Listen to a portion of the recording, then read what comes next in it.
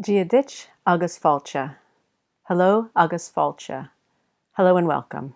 My name is Paula de Fougerolles. I'm an early medieval historian and author, specializing in the early medieval period. I've had a lifelong interest in the early history of Ireland and Scotland and have taught and published in the field.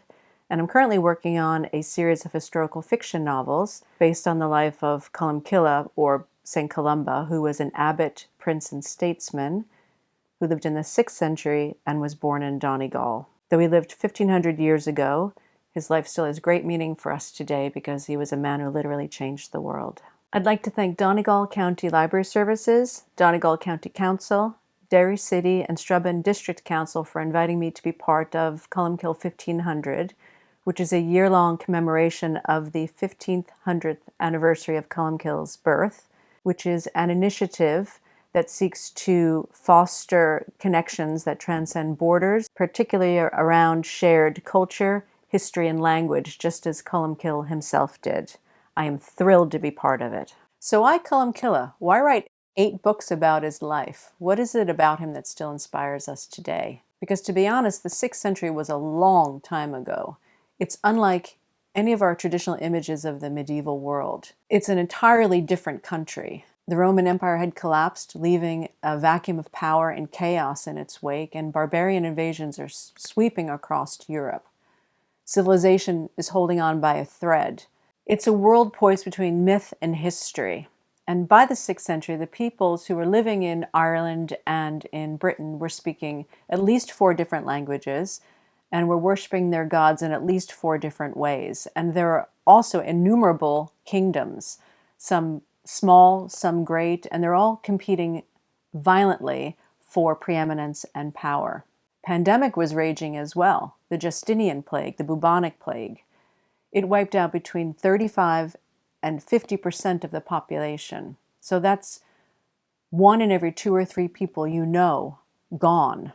Nevertheless, the people living on the shores of the North Channel, that is between the north of Ireland and Argyll in Scotland, had much in common. They shared a language.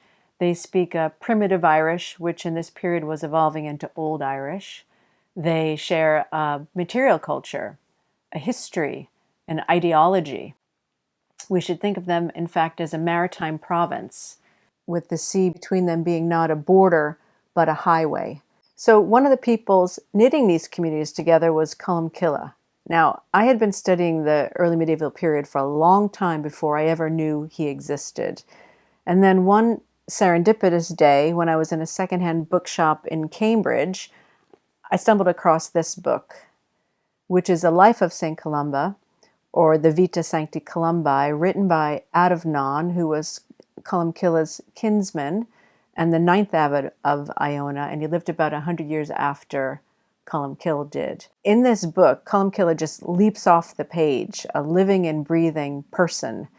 He's arrogant and uncompromising, but he's also terribly compassionate and caring. And you get the sense that he was somebody both extraordinary and somebody that you could know. And then when you dig a little deeper and you realize that in partnership and friendship with a man called Aedan McGavran, or Aedan McGabran, who became king of the Scots of Dal Riata in Argyll, that in partnership with him, Colmcille went on to bring the north and west of Ireland into a golden age and to help found Scotland, then you think to yourself, or at least I did, this is a man who needs to be much better known.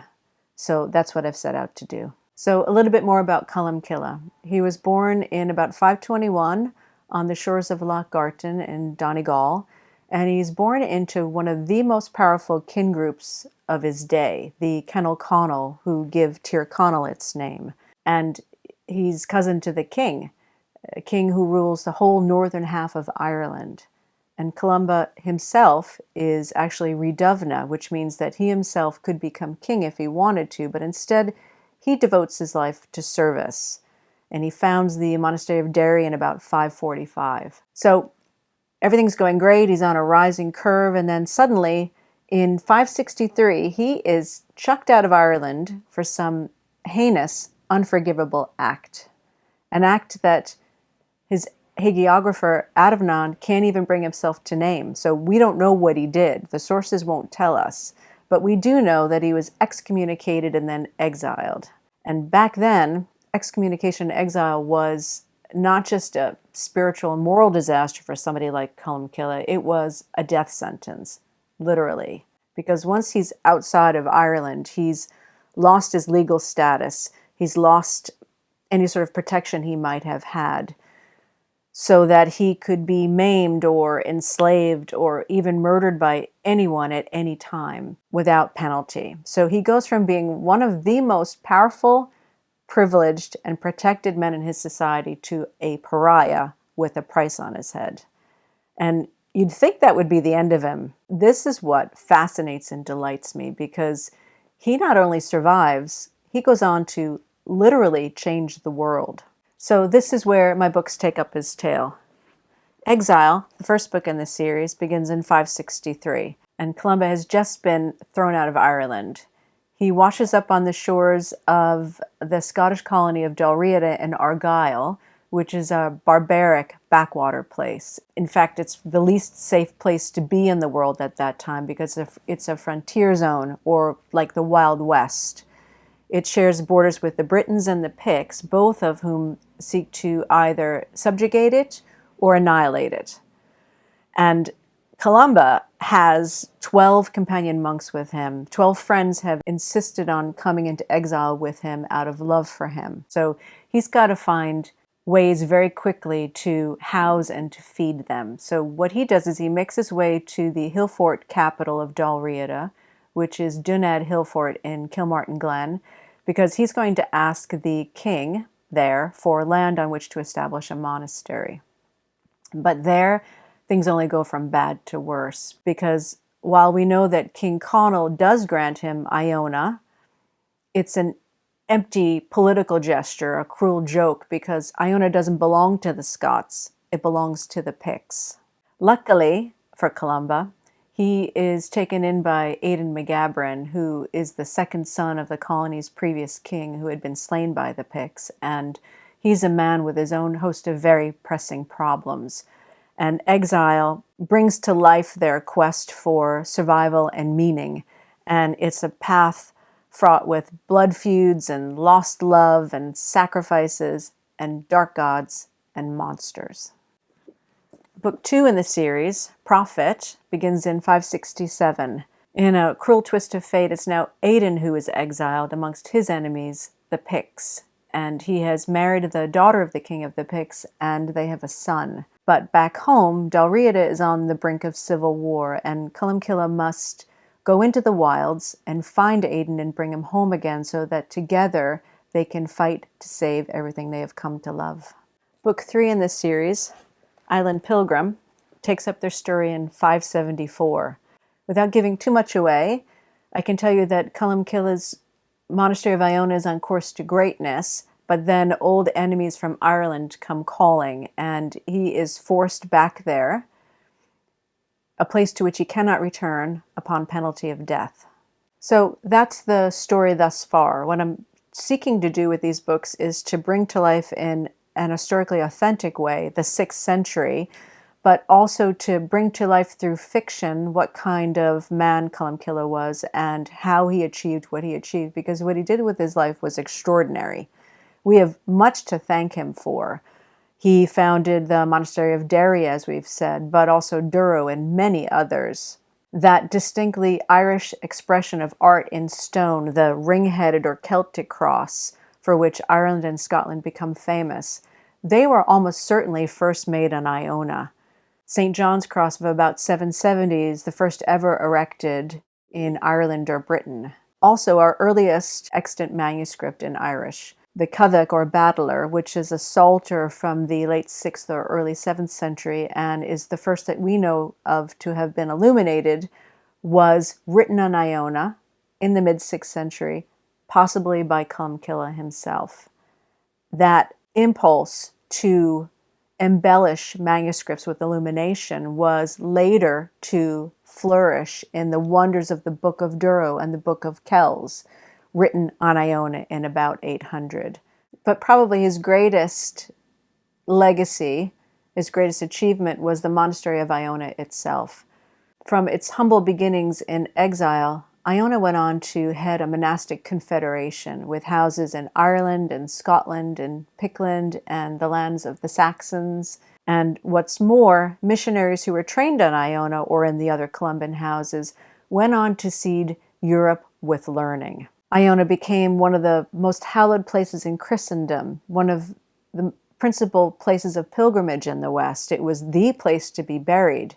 4 Irish kings, 8 Norse kings, 48 Scottish kings are all buried on Iona, including Kenneth MacAlpin and Duncan I and Macbeth. Why? Because Iona wasn't just a center of culture and learning in early medieval Europe. It was the center of culture and learning in early medieval Europe. We're learning more about this every day, how Iona was really at the center and the start of it all. And it started with him. So that's a rich heritage, to be sure. And if you're from Donegal, Colmcille is a saint of which you can be immensely proud. But his meaning, as it were, is not just a thing of the past. Aside from the pure adventure and thrill of his life, aside from it being an improbable yet true and important story about exile and loss and family ties and loyalty and vengeance and war, about finding redemption and meaning through connection and love, his life asks what we can mean to each other today. Because to do what he did, he had to build bridges across culture and language and religion. He had to find common ground. He had to find creative solutions to some of the most vexing problems of his day, problems that are not at all dissimilar to what we're facing now, this very year. Economic instability and uncertainty and restructuring, pandemic. To do what he did, he had to find partnerships, and because of them, he was able to bring Scotland and the north and west of Ireland into a golden age.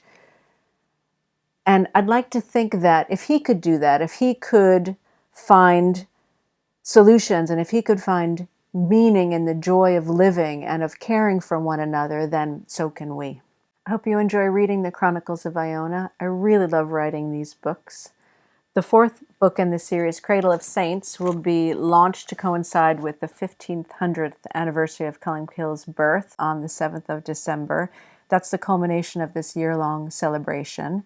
Donegal features heavily in the book, as does Northern Ireland and the Isle of Man. In the meantime, you can reach me via my website or Facebook or YouTube or the Donegal County Library Services. I look forward to meeting you all later in the year for our online interactive book group. Until then, happy reading. Slangafal agus go raibh maithagait. Martian leave and drasta agus tapa leave. Goodbye and thank you.